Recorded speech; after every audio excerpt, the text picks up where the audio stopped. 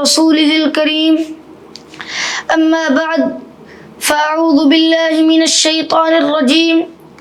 بسم الله الرحمن الرحيم قابل صد احترام ولائق تعظیم منصفین کرام اور میرے عظیم المرتبت علماء کرام دوستو، آج میں جس موضوع کو اپنے لبوں کی زینت بنا کر حاضر ہوا ہوں وہ موضوع ہے عالمی مجلس تحفظ ختم نبوت اور تعقب قادیانیت۔ سامعین محترم،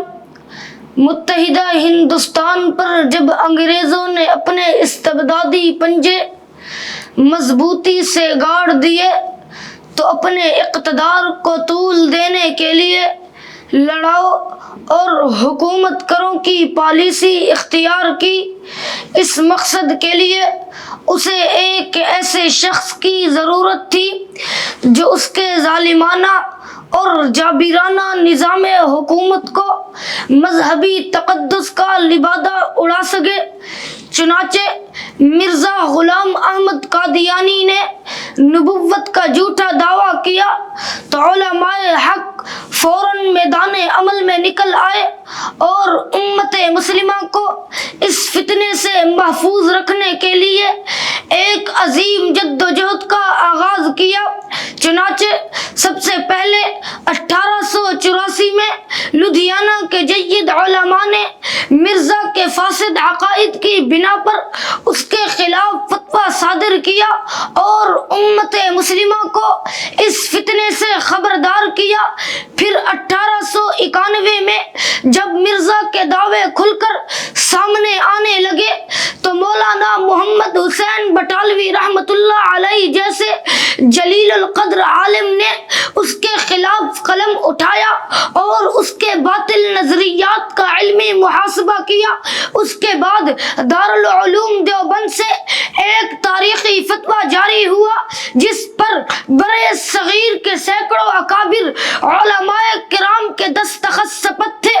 اس فتوے نے قادیانیت کے متعلق امت مسلمہ کا متفقہ موقف واضح کر دیا۔ علماء حق مناظروں، خطابات اور تصانیف کے ذریعے قادیانیت کے خلاف ایسا مضبوط علمی محاذ قائم کیا کہ جس کی بعض گشت مساجد کے ممبروں، مدارس کی چوکھٹوں اور دارالافتاء کے منصبوں سے عدالتوں تک جا پہنچی اور بالآخر 1935 میں مقدمہ بہاولپور کے فیصلے نے قادیانیت کے خلاف جاری جدوجہد میں مزید تقویت بخشی اور اس فتنے کے باطل نظریات پر ایک مضبوط ضرب لگائی۔ سامعین محترم، یہ وہ علمی، فکری اور دعوتی بنیادیں تھیں جن پر بعد میں مجلس تحفظ ختم نبوت کی عظیم عمارت قائم ہوئی۔ چنانچہ جب قیام پاکستان کے بعد قادیانی قیادت قادیان سے منتقل ہو کر ربوہ میں اپنے عزائم کو آگے بڑھانے لگے اور پورے ملک میں اپنے اثر و رسوخ کو پھیلانے کی کوششیں تیز کرنے لگے تو علماء حق نے محسوس کیا اب اس فتنے کے سد باب کے لیے ایک مستقل، منظم اور ہماگیر پلیٹ فارم ناگزیر ہے۔ اس احساس کے تحت امیر شریعت حضرت سید عطا اللہ شاہ بخاری رحمۃ اللہ علیہ نے اپنے رفقائے کار کے ساتھ مشاورت فرمائی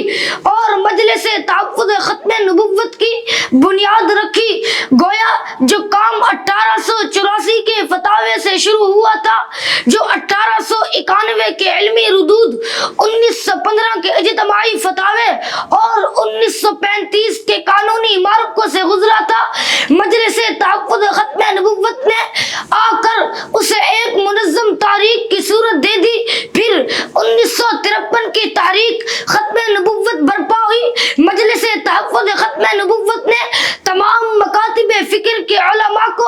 ایک پلیٹ فارم پر جمع کیا اور ملک بھر میں ختم نبوت کا پیغام پہنچایا اور قربانیوں کی ایک لازوال داستان رقم کر دی۔ اگرچہ یہ تحریک اپنے تمام مطالبات فوری طور پر حاصل نہ کر سکی،